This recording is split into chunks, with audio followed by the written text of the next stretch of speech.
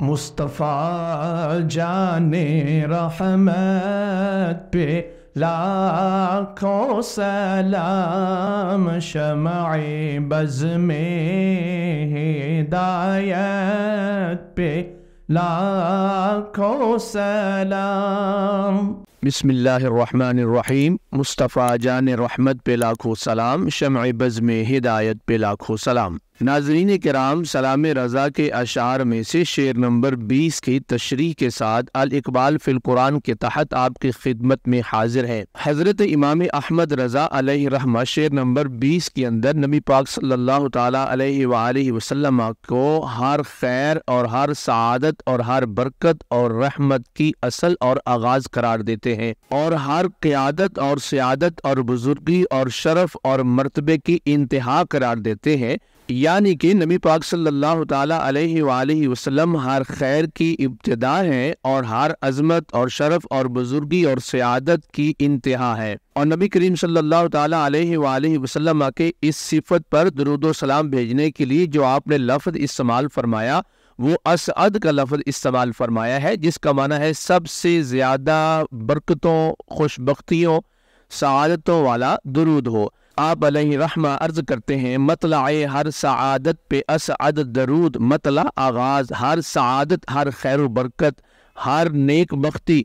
اس پہ اسعد سب سے زیادہ برکت والا، سلامتی والا، سب سے مبارک درود ہو۔ مطلع ہر سعادت پہ اسعد درود، مقطع ہر سعادت پہ لاکھوں سلام۔ مقطع کا معنی ہے انتہا اور اختتام، سعادت، بزرگی، شرف، مرتبہ۔ تو نبی کریم صلی اللہ تعالیٰ علیہ وسلم ہر خیر و برکت کا آغاز اور ہر بزرگی اور شرف کی انتہا ہے۔ آپ کریم صلی اللہ تعالیٰ علیہ وآلہ وسلم کو اللہ پاک نے مخلوق میں سے سب سے بڑھ کر عظمت و شان اور بزرگی عطا فرمائی، اور آپ سے آغاز فرمایا اور آپ کی وجہ سے باقی لوگوں کو عطا فرمائی۔ حضرت امام فخر الدین رازی رحمۃ اللہ علیہ تفسیر کبیر کے اندر لکھتے ہیں کہ جب اللہ تعالیٰ نے حضرت آدم علیہ السلام کو سجدہ کرنے کا حکم دیا اور فرشتوں نے حضرت آدم علیہ السلام کو سجدہ کیا، تو وہ سجدہ ظاہراً تو حضرت آدم علیہ السلام کو تھا، لیکن باطناً اور حقیقت کے اندر وہ سجدہ نور محمد کو تھا جو سیدنا آدم علیہ السلام کی جبین کے اندر موجود تھا۔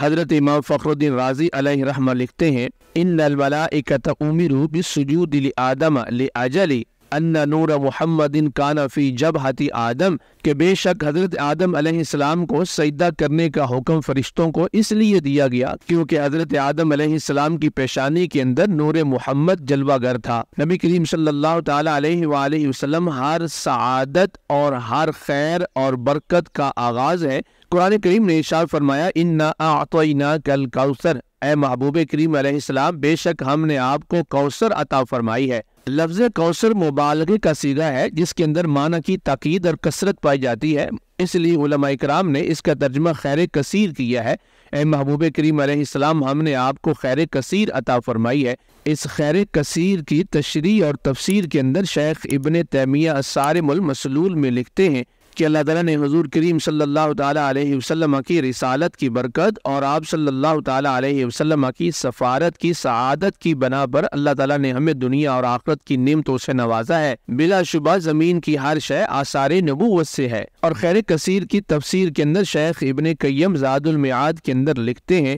کہ بلا شبہ دنیا اور آخرت کے اندر امت کو جو بھی خیر ملی ہے آپ کے ہاتھوں سے ملی ہے۔ انتہائی خوبصورتی کے ساتھ اس معنی کو فارسی زبان کے اندر بیان کرتے ہوئے شاعر یوں عرض کرتا ہے، ہر کجا بینی جہان رنگ و بو، کہ پورے جہان کے اندر جو رنگ و رونق اور خوشبو اور بہار ہے جس کو بھی تو دیکھے گا، آنکھ از خاکش بروید آرزو، وہ ساری کی ساری نبی کریم صلی اللہ تعالیٰ علیہ وآلہ وسلم کے خاک قدم کی آرزو کے اندر ہے، حضور پاک علیہ السلام کی برکت سے ہے۔ یا ز نور مصطفیٰ اورا بہاس، یا تو وہ نور مصطفیٰ کے جلووں سے روشن ہے، یا ہنوز اندر تلاش مصطفیٰ اس، یا وہ ابھی تک جناب مصطفیٰ کریم علیہ السلام کی تلاش کے اندر ہے۔ گویا کہ کائنات کی رنگ و بو اور رونق اور بہار یہ جناب مصطفیٰ کریم علیہ السلام کی وجہ سے ہے، ان کے جلووں کی وجہ سے ہے، اور ساری کائنات کا مقصود جلوہ مصطفیٰ کو اپنے دامن میں سمونا اور پرونا ہے، اور ساری کائنات مصطفیٰ کریم علیہ السلام کے جلووں سے روشن اور منور ہے۔ اس شعر کے دوسرے مصرے کے اندر آپ علیہ رحمہ نے عرض کیا، مقطع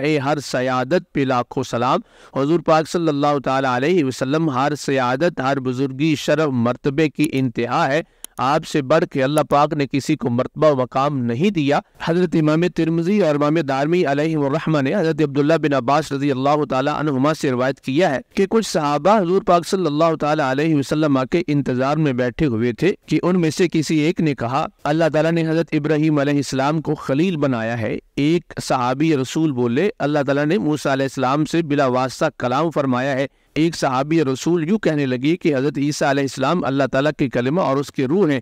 اور ایک صحابی نے یوں کہا کہ حضرت آدم علیہ نبینا علیہ السلام اللہ کے صفی ہیں۔ حضور پاک صلی اللہ تعالی علیہ وسلم تشریف لے آئے اور آپ کریم علیہ السلام نے فرمایا، میں نے تمہاری تمام باتیں سن لی ہیں۔ بے شک حضرت ابراہیم علیہ السلام خلیل اللہ ہے، حضرت موسیٰ علیہ السلام کلیم اللہ ہے، حضرت عیسیٰ علیہ السلام روح اللہ ہے، حضرت آدم علیہ السلام صفی اللہ ہے، لیکن سن لو اور آگاہ ہو جاؤ، انا اکرم الاولین والآخرین علی اللہ ولا فخرا، کہ اولین و آخرین میں سے سب سے بڑھ کے اللہ پاک نے عظمت و شان مجھے عطا فرمائی ہے، اور یہ بات میں بطور فخر نہیں بیان کر رہا۔ اور ایک دوسری روایت میں ہے، انا اکرم ولد آدم علی ربی، کہ میں اپنے رب کی بارگاہ میں تمام اولاد آدم میں معزز اور مکرم ہوں۔ اور امام ابو نعیم علیہ رحمہ نے حضرت عبداللہ بن عباس رضی اللہ تعالی عنہما سے روایت کیا ہے کہ حضور پاک علیہ السلام نے یوں ارشاد فرمایا، انا سید ولد آدم فی الدنیا والآخرہ ولا فخرا، کہ دنیا اور آخرت کے اندر میں تمام انسانوں کا سردار ہوں، اور یہ بات میں بطور فخر بیان نہیں کر رہا۔ اسی وجہ سے رسول کریم صلی اللہ تعالی علیہ وسلم نے اپنے صحاب سے